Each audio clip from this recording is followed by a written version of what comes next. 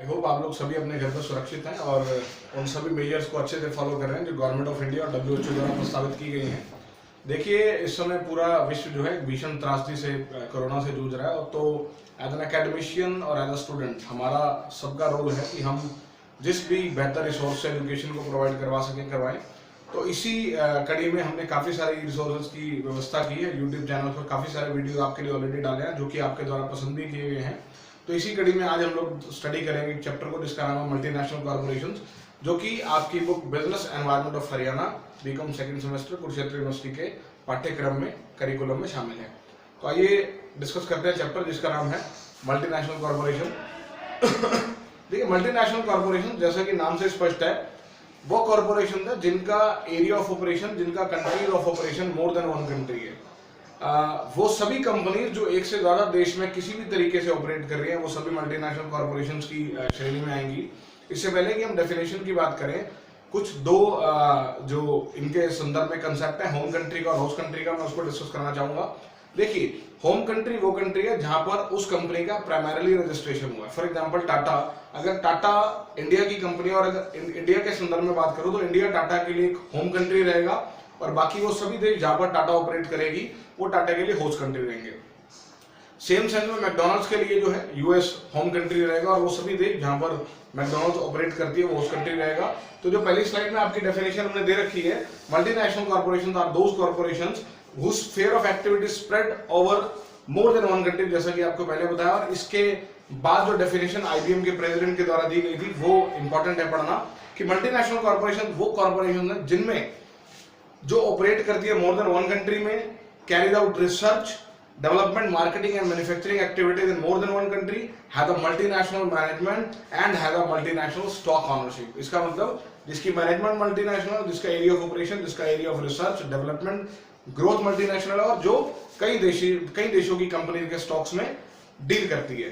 तो इसके साथ ही नेक्स्ट स्लाइड देखते हैं हम इसके फीचर्स की, कि what are the features of multinational corporation. देखिए, सबसे पहला फीचर है इसका जायंट साइज। जायंट साइज की जब हम बात करते हैं एक कंपनी के साइज की इन टर्म्स ऑफ रिसोर्सेज, कि कंपनी के पास क्या क्या रिसोर्सेज हैं। जहां तक एक मल्टीनेशनल कॉर्पोरेशंस की बात है, वहां पर सबसे पहला रिसोर्स आपको जो चाहिए, आपका मनी की इनके पास कोई कमी नहीं है, और मनी ही वो पहला फैक्टर है, मनी की अवेलेबिलिटी या मनी की एक्सेस ही वो पहला फैक्टर है जो आपको इस बात के लिए प्रेरित करती है कि आप दूसरे कंट्री में जाकर अपना एरिया ऑफ ऑपरेशन स्थापित करें। तो सबसे पहला आपका मनी फैक्टर, दूसरा आपकी मैनेजमेंट, और तीसरा और सबसे इंपॉर्टेंट फैक्टर है आपका अपने प्रोडक्ट के ऊपर विश्वास, आपका प्लान्स, आपकी पॉलिसीज, आपके विजन और मिशन का बहुत क्लियर होना। सेकेंड पॉइंट है हमारा मल्टीनेशनल ऑपरेशंस। ऑपरेशन से हमारा अभिप्राय उन सब कार्यों से, उन सब कार्यक्रमों से है जो एक कंपनी करती है। फॉर एग्जांपल मैन्युफैक्चरिंग का, फॉर एग्जांपल सर्विसेज का, फॉर एग्जांपल फ्रेंचाइजिंग का, लाइसेंसिंग का, लीजिंग का। तो सबसे पहले before entering a country in a full fledge manner, पूरी तरह से एक कंपनी में सेटअप बिठाने से पहले कोई भी कंपनी दूसरे देश में जाकर अपने पैर जमाने की कोशिश करती है, और चूंकि इनके ऑपरेशन पहले से ही बहुत सारे देशों में फैले होते हैं, तो दूसरे देशों के नियमों को, कायदों को समझने में इनको समय नहीं लगता, और बहुत अच्छे से ये लोग वहां पर भी ऑपरेट करते हैं। थर्ड है ट्रांसफर ऑफ रिसोर्सेज। देखिए, सीधी सी बात है, जब आप किसी दूसरे देश में जा रहे हैं तो दूसरा देश आपको क्यों आने देगा? जब उस देश को पता है कि आपका एक मात्र उद्देश्य, एक मुख्य उद्देश्य पैसा कमाना है, वो आपको क्यों आने देगा? क्योंकि उस देश को पता है कि आप अपने साथ काफी सारे संसाधन लेके आएंगे, जो संसाधन ना केवल आपकी तरक्की करेंगे बल्कि उस स्टेट की, उस देश की पॉपुलेशन की भी काफी सारी समस्याओं के समाधान का कारण बनेंगे। मैं आगे इसके बारे में एग्जांपल भी लूंगा जिससे कि आप इसको बेहतर समझ पाएंगे। देन है ह्यूज फाइनेंशियल रिसोर्सेज, वित्त की भारी मात्रा। मैंने पहले पॉइंट में इसकी बात करी कि जब भी कोई कंपनी किसी दूसरे देश में जाकर ऑपरेट करने की सोचती है तो उसके लिए उसके पास एक बैकएंड होना बहुत जरूरी है, और वो फाइनेंशियल बैकएंड ही वो एक मोटिवेशनल सोर्स है जो आपको इस बात के लिए प्रेरित करता है कि आप जाइए और दूसरे कंट्री में भी ऑपरेशन कीजिए। देन है यूज ऑफ एडवांस टेक्नोलॉजी। देखिए, मल्टीनेशनल कॉर्पोरेशंस एडवांस टेक्नोलॉजीज के साथ चलते हैं। यहाँ पर हम दो संदर्भों में बात कर सकते हैं। पहला संदर्भ तो इंडिया जैसे विकासशील देशों के साथ है जहां पर टेक्नोलॉजी अभी विकसित नहीं। हालांकि जब हम हिंदुस्तान के संदर्भ में इस तरह की बात करते हैं तो शायद कई बार अतिशयोक्ति होती है, क्योंकि आज हम विकासशील देशों की सबसे ऊपरी सीढ़ी पे हैं और विकसित देशों की जो एंट्री है वहां पर खड़े हैं। तो अगर हम अफ्रीका के काफी सारे देशों की बात करें या फिर उन देशों की बात करें जो भी विकासशीलता के पैमानों को भी नहीं छू पाए, वहां पर अगर हम बात करें तो जाहिर सी बात है इनकी जो टेक्नोलॉजी है वो काफी ज्यादा प्रोग्रेसिव है, और कहीं ना कहीं टेक्नोलॉजी लोगों को एक तरह से प्रेरित करने का, लोगों को एक तरह से आकर्षित करने का काम करती है। फॉर एग्जाम्पल जब बिग बाजार इंडिया में ऑपरेट होने लगा, या फिर अगर हम उससे पहले बात करें जब वॉलमार्ट के साथ भारती की डील हुई थी, भारती वॉलमार्ट के स्टोर खुले थे, तो हमने देखा काफी सारे जो कंसेप्ट थे, फॉर एग्जांपल बिलिंग का कंसेप्ट था, बार कोडिंग का कंसेप्ट था, स्कैनर का कंसेप्ट था, वो हमारे लिए नई चीजें थी। तो जब आप एक विकसित देश से एक विकासशील देश में जाते हैं, जब आप बड़े स्तर से एक दूसरे देश में जाते हैं जहां पर कोई स्तर ही नहीं है प्रोडक्शन का या मैन्युफैक्चरिंग का या सेल्स का, तो जाहिर सी बात है आपकी टेक्नोलॉजी जो है आपको पैर पसारने में, पैर जमाने में काफी मदद करती है। लास्ट पॉइंट है मार्केटिंग सुपीरियरिटी। देखिए यहाँ पर जो मार्केटिंग की बात कर रहे हैं, बेसिकली हम बात कर रहे हैं the techniques of selling the product. जितनी भी मल्टीनेशनल्स हैं उनको पता है कि हमें अपना उत्पाद कैसे बेचना है, और उनकी इसी स्ट्रेटजी का परिणाम है कि बहुत सारे देशों में उनके प्रोडक्ट्स का कोई भी क्लोज सब्स्टिट्यूट अवेलेबल नहीं हो पाया। आप हिंदुस्तान के संदर्भ में बात कर रहे हैं, पेप्सी और कोको कोला बहुत ही बढ़िया तरीके से ऑपरेट कर रही हैं, पर अगर आज भी इनके लोकल या इंडियन सब्स्टिट्यूट की बात करें तो हमारे पास कोई भी ऐसा बड़ा नाम नहीं है जो इनको सब्स्टिट्यूट कर सके। तो नेक्स्ट स्लाइड देखते हैं हम लोग, factors contributing to growth of multinational companies in Haryana economy, कि क्यों ये मल्टीनेशनल कंपनियां हरियाणा में आई, हरियाणा में ऐसी क्या बात थी।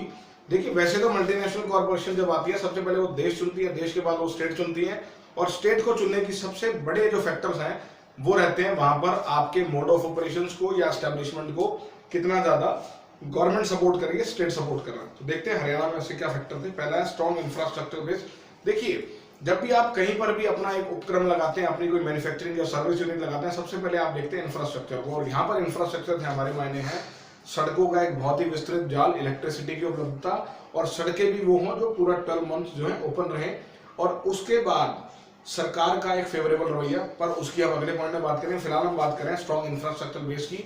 हरियाणा में जितने भी मल्टीनेशनल उनके लिए काफी बढ़िया इंफ्रास्ट्रक्चर एसईजेड्स है हमारे पास, HSIADC है हमारे पास, उसके अलावा बिजली का एक बहुत बढ़िया और जबरदस्त नेटवर्क है हमारे पास, सड़कों का एक बहुत ही विस्तृत जाल है हमारे पास। उसके अलावा एक जो सबसे जो बड़ा हमारा फैक्टर है, हालांकि शायद उसका पॉइंट भी नेक्स्ट पॉइंट है, उसको साथ ही लेना, स्ट्रेटेजिक लोकेशन। देखिए जब विकास की बात करते हैं तो विकास किसी भी देश की राजधानी को सेंटर पॉइंट मानते हुए फैलता है। तो हरियाणा को जो सबसे बड़ा फायदा है वो है दिल्ली की नजदीकी, और न केवल हरियाणा को बल्कि उत्तर प्रदेश को भी काफी फायदा है, और उन सभी स्टेट्स को फायदा है जिनकी सीमाएं दिल्ली के साथ लगती है। और आज अगर मैं बात करूं तो आधे से ज्यादा हरियाणा का हिस्सा जो है, काफी सारे जिले हरियाणा के जिसमें पानीपत, करनाल का कुछ हिस्सा, आपका सोनीपत, आपका रेवाड़ी, आपका झज्जर, आपका बहादुरगढ़, आपका राई, ये सब एरिया जो NCR में आ गया। और कहीं ना कहीं स्ट्रेटेजिकली आपकी जो लोकेशन है उसकी फिटनेस, और दूसरा देखिए लोकेशन एक प्राइमरी फैक्टर है, उसका दूसरा फैक्टर है उस लोकेशन पे जो आपको हेल्प मिल रही है गवर्नमेंट की तरफ से। तो हरियाणा में सरकार की तरफ से भी पूरा सपोर्ट है, और दूसरा जो हमारी लोकेशन है वो भी काफी प्रॉफिटेबल है। उसके बाद है कनेक्टिविटी।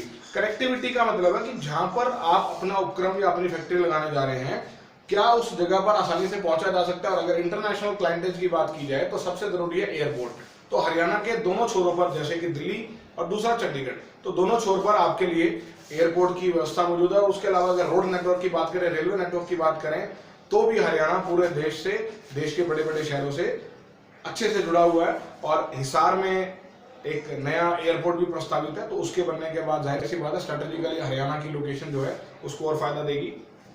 नेक्स्ट पॉइंट है availability of skilled man power. देखिए स्किल्ड मैन पावर जो है वो सेकेंडरी स्टेप है, प्राइमरी स्टेप है स्किल्ड एजुकेशन। अगर हरियाणा की बात करें और हरियाणा के एजुकेशन की बात करें तो जाहिर सी बात है हरियाणा की एजुकेशन ने काफी ज्यादा प्रोग्रेस की है, और खासतौर पर टेक्निकल, प्रोफेशनल और स्किल ओरिएंटेड जो आपकी एजुकेशन है हरियाणा की, उसने काफी ज्यादा जो है ग्रो की है। और प्रोफेशनल जो हमारे स्किल्स है, फॉर एग्जांपल MBA है या जो दूसरे हमारे वोकेशनल कोर्सेज है, उन्होंने मल्टीनेशनल्स को काम करने के लिए बड़ी ही सुपीरियर मैन पावर की जो नीड है उसको फुलफिल किया है। नेक्स्ट पॉइंट है हमारा इंडस्ट्रियल हब। हरियाणा का जो काफी सारा एरिया, फॉर एग्जांपल गुड़गांव का मानेसर वाला एरिया, फरीदाबाद का एरिया, पानीपत का बहुत सारा एरिया, सोनीपत का राई एरिया है या बहादुरगढ़ का कुछ एरिया, सारा गवर्नमेंट ने एक इंडस्ट्रियल हब की तरह एस्टेब्लिश किया। देखिए यहाँ पर हम सिर्फ मल्टीनेशनल कॉर्पोरेशन के पॉइंट ऑफ व्यू से नहीं बात कर रहे, हम इंडस्ट्रियल हब की इस पॉइंट ऑफ व्यू से बात भी कर रहे हैं, क्योंकि अगर आप इकोनॉमिकल कंट्रीब्यूशन की बात करें तो इंडस्ट्री का कंट्रीब्यूशन उसमें एक बड़ी जो है बड़ा रोल प्ले करता है। तो उसके लिए गवर्नमेंट ने पहले ही एस्टैब्लिशमेंट्स कर रखी थी, और जब मल्टीनेशनल्स आई तो वो कहीं ना कहीं सोने पे सुहागा की तरह उसने काम किया। तो अवेलेबिलिटी ऑफ इंडस्ट्रियल हब्स या एस्टैब्लिशमेंट ऑफ इंडस्ट्रियल हब्स भी कहीं ना कहीं मल्टीनेशनल्स के लिए एक फेवरेबल पॉइंट का काम करता है। नेक्स्ट पॉइंट है हमारा supportive industrial and investment policy. इसकी हमने पहले ही बात की थी कि सरकार का रवैया, निवेश का रवैया, और उसके अलावा सरकार का जो सिक्योरिटी मेजर्स हैं, सेफ्टी मेजर्स हैं, वो कैसे रहते हैं। हरियाणा स्ट्रेटेजिक लोकेशन अच्छी होने के साथ साथ इसने अपने इन्वेस्टर्स के लिए एक बहुत ही बढ़िया प्लेटफॉर्म अवेल करवाया है, जिसके अंतर्गत न केवल उनके पैसे की सिक्योरिटी बल्कि उनको जो उद्योग स्थापित करने में जो तमाम उनकी जरूरतें हैं छोटी बड़ी, सिंगल विंडो के माध्यम से उनको पूरा करने का जो प्रयास है हरियाणा सरकार द्वारा किया गया है। देयर लॉ एंड ऑर्डर, सुरक्षा का माहौल। देखिए, जहां तक क्राइम की बात है, हरियाणा काफी सारे स्टेट से बहुत ज्यादा सुरक्षित है, और ये एक बड़ा कारण है कि बहुत सारी एस्टैब्लिशमेंट जो है हरियाणा में अपनी जो एस्टैब्लिशमेंट को स्थापित करने में काफी ज्यादा फेवरेबल है। अगला पॉइंट है setting up special economic zone. सरकार द्वारा काफी प्रयासों से अभी 2017 तक का जो हमारे पास डेटा है उसमें हरियाणा में 20 से ज्यादा SEZ जो है वो या तो पास हो चुके हैं या वर्किंग में हैं, और इन सभी इकोनॉमिक जोन्स में सिर्फ एक ही काम हो रहा है, वो है बेटर क्वालिटी प्रोडक्शन। और इसमें काफी सारी जो मल्टीनेशनल्स हैं, और अगर गुड़गांव की बात करें 6 से 7 उनमें कम से कम ऐसे SEZ है जहां पर सर्विस सेक्टर का काम हो रहा है, और काफी सारी मल्टीनेशनल वहां पर एस्टेब्लिश है। हमने जो पीछे एक वीडियो बनाया था उसमें आपको इस बारे में जानकारी दी गई थी। इसके बाद है setting up foreign investment promotion board FIPB। देखिए, फॉरेन इन्वेस्टमेंट प्रमोशन बोर्ड का एक ही ऑब्जेक्टिव है, वो है फॉरेन से इन्वेस्टमेंट को अपने स्टेट में लगाना। क्योंकि देखिए, इन्वेस्टमेंट आएगी तो रोजगार के अवसर बढ़ेंगे, इंडस्ट्रियलाइजेशन बढ़ेगा, और कहीं ना कहीं राज्य की इकोनॉमी और लोगों का जीवन स्टैंडर्ड ऑफ लिविंग दोनों में आपको इजाफा मिलेगा। देन इन्वेस्टमेंट प्रमोशन सेंटर, वो सभी सेंटर्स जो इन्वेस्टमेंट को प्रमोट करते हैं वो भी गवर्नमेंट के द्वारा एस्टेब्लिश किए गए हैं, और उनमें कहीं ना कहीं इन्वेस्टर को जो है एक सुलझा हुआ रवैया और प्रॉपर प्लेटफॉर्म जो अवेल करवाया जाता है। इसके बाद है ग्रीवियंस रिड्रेसल कमेटी। देखिए, आपको कई बार ऐसा होगा कि हमें शिकायतें भी हैं, हमें शिकवे भी, हमें दिक्कतें भी हैं, तो उन दिक्कतों के समाधान के लिए आपको एक लंबी प्रक्रिया से गुजरने की जरूरत नहीं है। सरकार द्वारा जो प्रस्तावित हमारा बोर्ड है वो शीघ्रता पूर्वक आपकी सभी समस्याओं को निर्धारण करता है। अगली स्लाइड देखते हैं हम, जिसमें कि हम देखेंगे advantages of MNCs to the state. देखिए, हमने पहले ही बात की, जब एक स्टेट के अंदर कुछ आ रहा है तो उसका जो कंट्रीब्यूशन है वो स्टेट की इकोनॉमी में, स्टेट की GDP में भी होता है। तो देखते हैं क्या क्या पॉइंट। सबसे पहले अवेलेबिलिटी ऑफ कैपिटल। देखिए, हरियाणा या वो सभी स्टेट हो, तभी तमाम मुल्क जो डेवलपिंग स्टेज में है या अभी सेमी डेवलप्ड है, अंडर डेवलप्ड है, उनमें एक चीज की कमी है, दैट इज कैपिटल। और मल्टीनेशनल के बाद एक चीज क्या दिखता है, वो है पैसा। तो जब मल्टीनेशनल किसी भी स्टेट में आती हैं तो सबसे पहली चीज जो वो लेके आती है वो है कैपिटल या पैसा, और कैपिटल के आने के बाद बाकी सारे फैक्टर जो वर्किंग में आ जाते हैं। सेकंड है अवेलेबिलिटी ऑफ मॉडर्न टेक्निक्स। इसकी हमने पहले भी बात की है कि ये सब मल्टीनेशनल्स अपने आप में संपूर्ण है, इनके पास जो टेक्नोलॉजी का या रिसोर्सेज का या इंफ्रास्ट्रक्चर का जो बेस है वो बहुत ही स्ट्रांग है, और इसी स्ट्रांग बेस के सहारे ये लोग दूसरे देशों में ऑपरेट करते हैं। और जहां पर मैं बात कर रहा था कि बहुत सारी मल्टीनेशनल्स दूसरे देशों में ऑपरेट करती हैं, उसका एग्जांपल लेने की बात कर रहा था मैं आपसे। देखिए, इंडिया की अगर सर्विस इंडस्ट्री की बात की जाए तो बहुत सारा जो हमारा सर्विस इंडस्ट्री का बेस है वो मल्टीनेशनल्स के भरोसे या मल्टीनेशनल्स के ऊपर चल रहा है। काफी सारे देश जिनमें बांग्लादेश, पाकिस्तान और इवन चाइना भी है, वहाँ की जो प्रोडक्शन इंडस्ट्री है या इंडस्ट्री है वो बेसिकली डेवलप्ड नेशंस के भरोसे चल रही है। अभी जो हमने पीछे बात की थी कि आपके पास एक रिसोर्स है जिसका नाम है कैपिटल या फाइनेंस, और बाकी लोगों के पास, बाकी देशों के पास जो डेवलपिंग स्टेट्स हैं उनके पास दूसरा रिसोर्स है जिसको हम बोलते हैं मैन पावर। तो तीसरा पॉइंट है availability of marketing services. In companies के पास मार्केटिंग सर्विसेज का एक दे हैव अबंडेंट, उनके पास पूरा प्रचुर भंडार है कि किस तरह से आप उत्पाद को बेच सकते हो प्रभावशाली तरीके से, और उनके तरीके सीखकर हम अपने देश के उत्पादों के लिए भी एक बेहतरीन आधार तैयार कर सकते हैं। इसके बाद है अवेलेबिलिटी ऑफ फॉरेन एक्सचेंज। जब ये कंपनियां बाहर से आती हैं तो जाहिर सी बात है जो इनिशियल कैपिटल इन्वेस्टमेंट है वो अपनी करेंसी में लेके आते हैं, तो देश का और स्टेट का फॉरेन एक्सचेंज का जो भंडार है वो भी बढ़ता है। इंक्रीज इन एम्प्लॉयमेंट, ये कंपनियां अपने साथ कैपिटल जरूर लाती हैं, इंफ्रास्ट्रक्चर का बेस लाती हैं, टेक्नोलॉजी लाती हैं, पर अल्टीमेटली जो एम्प्लॉयमेंट मिलती है वो हमारे देश के, हमारे प्रदेश के, हमारे शहर के लोगों को मिलती है। और जहां हमारे देश के, हमारे प्रदेश के, हमारे शहर के लोगों को रोजगार मिलता है वहां पर उनका स्टैंडर्ड ऑफ लिविंग, उनके परिवार का स्टैंडर्ड ऑफ लिविंग काफी ज्यादा बढ़ता है, और ऐसा हमने काफी सारे एरियाज में देखा भी है। नेक्स्ट पॉइंट है increase in knowledge, knowledge related to a particular trade और अ पर्टिकुलर प्रोसेस। बहुत सारे लाइक विदेशी उपकरणों को देखकर, मल्टीनेशनल कॉर्पोरेशन को देखकर हिंदुस्तान में भी काफी सारे उद्योगों का विकास हुआ है। काफी सारे लोगों ने अपनी प्रोडक्ट या सर्विस इंडस्ट्री लगाई है जिनमें मल्टीनेशनल कंपनीज का जो ज्ञान है या उनकी नॉलेज है उसको उन्होंने फाइनली प्लेटफॉर्म दिया है। Then increase in exports. देखिए बहुत सारी अगर हम मल्टीनेशनल कॉर्पोरेशंस की बात करें तो सिर्फ हम इनबाउंड की बात ना करें कि भी वो आ रहे हैं और हमारे यहाँ पर प्लांट लगा रहे हैं, हम ये भी तो कह सकते हैं कि हम प्रोडक्शन कर रहे हैं और हम बाहर भेज रहे हैं। तो जब आप किसी दूसरे देश के साथ व्यापार के सांचे में ढलते हैं तो कहीं ना कहीं बैलेंस आपको बिठाना पड़ता है। वो बैलेंस जब आप इंडस्ट्री लगवा रहे हो, इंपोर्ट कर रहे हो, तो एक्सपोर्ट्स भी उसका बड़ा हिस्सा है आपका किसी दूसरे देश के साथ। जब भी आप किसी दूसरे देश की कंपनी को अपने यहाँ बुलाते हैं तो कहीं ना कहीं उस देश के साथ भी आपके संबंध जो है अच्छे होते हैं और एक्सपोर्ट्स में भी आपके इजाफा होगा। Then is increase in competition. हमने एक पीछे टॉपिक पे बात की थी, कंपटीशन कमीशन ऑफ इंडिया के टॉपिक पे बात की थी, उसमें मैंने आपको कहा था कि एक अच्छा कंपटीशन जो है, हेल्दी कंपटीशन जो है, एक देश की इकोनॉमी के लिए, एक प्रदेश की इकोनॉमी के लिए बहुत अच्छा है, क्योंकि इससे क्या है अल्टीमेटली जो फायदा वो कस्टमर को होने वाला है। तो जब मल्टीनेशनल प्लेयर्स आते हैं तो ना केवल ये अच्छा प्रोडक्ट बनाते हैं बल्कि जो हमारे लोकल मैन्युफैक्चरर है उनके ऊपर भी एक दबाव रहता है कि वो भी प्रोडक्ट्स को अच्छा बनाए और अल्टीमेटली प्रॉफिट कस्टमर का। Then increase in industrialisation. Industrialisation औद्योगिकरण में वृद्धि। कहीं ना कहीं जब ये कंपनी आती हैं तो नई नई कंपनियां और प्लांट सेटअप होते हैं और उन प्लांट्स में नए लोगों को रोजगार मिलता है और कहीं ना कहीं ये देश के प्रदेश के लोगों के लिए एक बेनिफिट टूल का काम करता है। नेक्स्ट स्लाइड देखते हैं, डिसएडवांटेजेस ऑफ एमएनसी। अब देखिए जहां तक किसी एक प्रोडक्ट की, सर्विस की, इंडस्ट्री का, मल्टीनेशनल कॉर्पोरेशन के फायदे की बात है तो कुछ नुकसान या कुछ दिक्कतें या तकलीफें भी इसके साथ जुड़ी हुई हैं। तो सबसे पहले outflow of funds of the host economy. जैसे हमारे यहाँ पर किसी कंपनी ने अपना प्लांट या मैन्युफैक्चरिंग यूनिट लगाया तो इनिशियली तो वो कैपिटल लेके आया, इन्वेस्टमेंट लेके आया, but what about profits? Profits वो अपने देश में वापस लेके जाएंगे। तो जहां पर इनफ्लो की बात थी वहां पर आउटफ्लो भी साथ साथ है।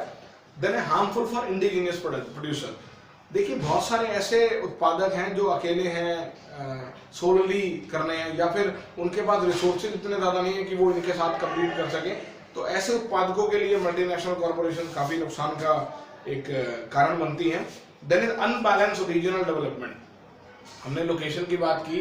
देखिए हरियाणा का बहुत सारा हिस्सा लोकेशन वाइज बहुत बढ़िया है, पर बहुत सारा हिस्सा जो दूर दराज का एरिया उसकी तरफ किसी का ध्यान नहीं जाता और औद्योगिक विकास का जो प्रसार है, फैलाव है, वो आज भी हरियाणा के बहुत सारे हिस्से में नहीं हुआ। तो जो विकास है वो एक पर्टिकुलर क्षेत्र में घूम के रह गया, एक क्षेत्र तक सीमित होकर रह गया। हमारा उद्देश्य क्या था कि पूरे स्टेट में वो समान रूप से फैले, पर अभी तक वो सपना ही है। देन है टैक्स इवेजन। कहीं ना कहीं ये बड़ी कंपनियां टैक्स को बचाने के लिए या टैक्स को छुपाने के लिए, टैक्स बचाने के लिए जो अपनी इनकम को कम करती हैं। फॉर एग्जांपल अभी मैं एक पॉइंट देख रहा था जिसमें क्या था, अपने ही देश से उत्पाद महंगे, जो इंटरमीडिएट हैं, जो सब्सिडरीज हैं, जो उत्पादन की प्रक्रिया का हिस्सा है, वो हम अपने देश से, अपनी जो होम कंट्री है वहां से सस्ता लेके महंगा दिखाते हैं, बिल महंगा दिखाते हैं। हालांकि मुझे नहीं पता प्रैक्टिकल ग्राउंड पे कितना सच है, पर कहीं ना कहीं अगर धुआं है तो आग भी जरूर होगी इसमें। Then lack in morality and ethics.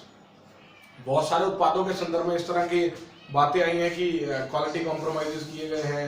काफी सारे उत्पादों में जानवरों के मांस को या किसी भी दूसरी तरह की चीजों का उल्लेख किया जाता है। तो अगर कुछ इस तरह की चीजें, कई बार ऐसा हुआ कि देश के या प्रदेश के लोगों की भावनाओं के साथ जो है खिलवाड़ का मामला भी सामने आया है। नेक्स्ट स्लाइड है एनकरेज डेमोन्स्ट्रेशन इफेक्ट। मटेरियलिज्म जिसको आप बोलते हो, कई बार जो अधिकता है, टीवी में बार बार आप एक चीज दिखाते हो, फॉर एग्जाम्पल डिओड्रेंट है, बार बार आप उसकी ऐड दिखा के लोगों को एक इंड्यूस कर रहे हो कि आप उसको लीजिए, हालांकि उसकी वास्तविकता में किसी को जरूरत नहीं है। देन है competition with small scale industries. जो देश का लघु उद्योग है या प्रदेश के छोटे व्यापारी हैं, उनको एक बड़ा कंपटीशन ये लोग देते हैं और कहीं ना कहीं नुकसान का उनको नुकसान होता है। मल्टीनेशनल, चूंकि मल्टीनेशनल कॉर्पोरेशन अपने आप में उसके पास रिसोर्सेज की भरमार है, तो छोटा व्यापारी या छोटा लघु उद्योग है उसके साथ नहीं डील कर पाता। देन है problem of brain drain. Brain drain का मतलब है भारत से जो प्रखर दिमाग है, जो बढ़िया लोग हैं, बढ़िया विचारशीलता वाले लोग हैं, बढ़िया टैलेंट वाले लोग हैं, उनका पलायन। बहुत सारी मल्टीनेशनल कंपनीज क्या करती है, 2-3-4 साल हिंदुस्तान के आदमी को यहाँ पर परखती है और अगर लगता है कि he is a very good performer तो उसको आप अपने देश में, अपनी कंट्री में भेज देते हो ताकि वो आपकी एक एसेट का काम करे। उस केस में वो आपकी कंपनी की एसेट तो बनता है, पर आपके स्टेट की एसेट अब वो नहीं रहा, आपके देश की एसेट वो नहीं रहा। Harmful for consumer, excess of materialism, increase price, increase competitor. देखिए इसके जहाँ कंज्यूमर को फायदे हैं कहीं ना कहीं नुकसान भी हैं, और ऐसा काफी बार देखने में आया। लोकल इंडस्ट्री आपकी खत्म हो रही है, और मोनोपोली ये भी एक इसका अपवाद है जो कई बार कुछ केसेस में सामने आई है। देन है अनसूटेबल टेक्नोलॉजी। देखिए कई बार क्या होता है, वो तकनीक शायद आपके देश में सूट कर रही है, पर हो सकता है दूसरे देश में, दूसरे देश की परिस्थितियों में वो सूट ना करे। हालांकि ऐसा बहुत कम होता है, पर कई बार इस तरह की तकनीक का जो है नुकसान भी हो जाता है। देन है purchase of raw material and intermediate goods from the home country. जैसा कि हमने पहले ही बात की थी कि वो अपने देश से परचेजिंग करती है, अपने देश से बाइंग करती है। हालांकि इसके संदर्भ में गवर्नमेंट द्वारा कुछ रुकावटें या कुछ बाउंडेशन भी लगाई गई है कि आपको इतना माल कहीं ना कहीं आपको अपने देश से लेना पड़ेगा। तो ये सब इसके डिसएडवांटेजेस हैं। आगे की स्लाइड में देखते हैं क्या प्रिकॉशन है, क्या हमारे पास सजेशन है। सबसे पहले गवर्नमेंट का इंटरफेरेंस। हालांकि गवर्नमेंट का इंटरफेरेंस काफी है, पर शायद वो नाकाफी है, इसलिए कुछ दिक्कतें जो है मल्टीनेशनल कॉर्पोरेशन की तरफ से सामने आई। तो हमारा एक प्राइमरी ऑब्जेक्टिव क्या है कि गवर्नमेंट की तरफ से जो इंटरफेरेंस है वो पूरा रखा जाए, और गवर्नमेंट ये स्टेप बाय स्टेप देखे कि क्या कुछ भी ऐसा तो नहीं हो रहा जिससे कि कोई ऐसी प्रैक्टिसेस तो नहीं हो रही जिससे कि आपके देश की इकोनॉमी को या उसके कस्टमर्स को खतरा है। देन है लोकेशन। लोकेशन का हमने लूप पढ़ा कि जो लोकेशन का स्ट्रेटेजिक एडवांटेज मिलना चाहिए मिल तो रहा है, पर वो पूरे स्टेट को ना मिलकर कुछ एरिया में मिल रहा है। तो ये सरकार को देखना है कि मुझे एस्टैब्लिशमेंट कहाँ करवानी है। आप दूर दराज के एरिया ले सकते हैं, हालांकि वहां पर कंपनीज को शुरू में एतराज हो सकता है, पर कहीं ना कहीं विकास के लिए आपको ये थोड़ी सी लागत जो है वो देनी पड़ेगी। Then supervision. Proper supervision is very much necessary. आपका चेक जो है, गवर्नमेंट का चेक जो है, या जो स्टेट या नेशनल बॉडी है उनका चेक जो है बहुत जरूरी है, ताकि इनकी प्रैक्टिस को फॉलो किया जा सके, इनकी प्रैक्टिस को देखा जा सके, और जहां पर भी कहीं पर भी लगे कि इनकी प्रैक्टिस देश के या प्रदेश के लोगों के हित में नहीं है, वहां पर इनको रोक देना चाहिए। Then beneficial collaboration. हमें सिर्फ वही देखिए एक अवस्था तो वो थी जहां पर हमारे पास इंडस्ट्रियलाइजेशन की कमी थी और हम चाहते थे कि हमारे यहाँ पर रोजगार लगे, पर आज शायद वो हालात नहीं है। तो हमें सिर्फ वही कोलैबोरेशन करने चाहिए जो हमारे लिए बेनिफिशियल है, टेक्निक का हो, सर्विसेज का हो या प्रोडक्ट्स का हो। Then research and development. जहां तक R&D की बात है, ये आपके देश की अर्थव्यवस्था को उठाने में एक बड़ा योगदान देता है। तो रिसर्च एंड डेवलपमेंट के मौके आपको लेने भी चाहिए और आपको देने भी चाहिए, बशर्ते वो आपके प्रदेश के, आपके देश के, आपके लोगों के फायदे में हो। देन है setting up basin and have industry. देखिए सबसे पहले आपकी जो जरूरतों की चीजें हैं उनकी इंडस्ट्रीज को आपको प्रेफरेंस देना चाहिए। उसके बाद जब आप मल्टीनेशनल्स को इन्वाइट कर रहे हो तो सबसे पहले आपको ये देखना है कि वो क्या बना रही है, क्या उन उत्पादों की आपके देश में, आपके देश के लोगों को जरूरत है या नहीं है, या सिर्फ आप इकोनॉमी बूस्टअप के लिए ऐसा कर रहे हैं। देखिए इंडस्ट्रियलाइजेशन के बहुत सारे नुकसान थे, मल्टीनेशनल कॉर्पोरेशंस की फैक्ट्रीज के बहुत सारे नुकसान थे, तभी ये लोग अपने देश को छोड़ के दूसरे देशों में जा रहे हैं, क्योंकि सस्ती लेबर है, वातावरण का प्रदूषण कम है और इनका रिस्क कम है। तो इसलिए आपको भी एक देश के तौर पर, एक प्रदेश के तौर पर बड़ा विचारवान होकर सोचना पड़ेगा कि हमें इसके साथ कंटिन्यू करना है या नहीं करना। इसके बाद चेक ऑन मोनोपोलिस्टिक प्रैक्टिसेस या टेंडेंसीज। हमने पहले बात की कि कई बार कंपनियां इस अवस्था में होती हैं कि वो जनता का शोषण कर सके, कंपनियों का उत्पादों का शोषण कर सके। तो ऐसी प्रैक्टिसेस को रोकना गवर्नमेंट का काम है। तो government has to be very careful while planning the entry of these companies into the country less dependent। देखिए आप दूसरी कंपनीज को बुलाइए, इसमें कोई अतिशयोक्ति नहीं है, विकास के लिए आवश्यक भी है, पर उन पे अति निर्भरता जो है वो अत्यंत नुकसानदायक है। अतः आप कोई भी ऐसा काम ना करें जिसमें कि किसी भी कंट्री में कोई कंपनी है उसका प्रोडक्शन बंद होता है तो आपकी इकोनॉमी पर उसका नेगेटिव इम्पैक्ट पड़े। तो ये सभी पॉइंट्स थे जो आपको शायद ध्यान में रखने चाहिए कंपनी को चलाते हुए। तो इसके साथ ही हमारा जो आज का टॉपिक है वो खत्म होता है। Thank you everybody for listening and in case you have any queries और डाउट, आपके पास मेरी ईमेल आईडी है, मेरा कांटेक्ट नंबर है, आप मुझसे कभी बात कर सकते हैं। और अगर आपके कुछ सुझाव है इस वीडियो के संदर्भ में तो वो भी मुझे आप दीजिए, they will be very helpful, और आगे की जो वीडियो था उसमें उनको इंक्लूड करने की कोशिश की जाएगी। Thank you everybody, please.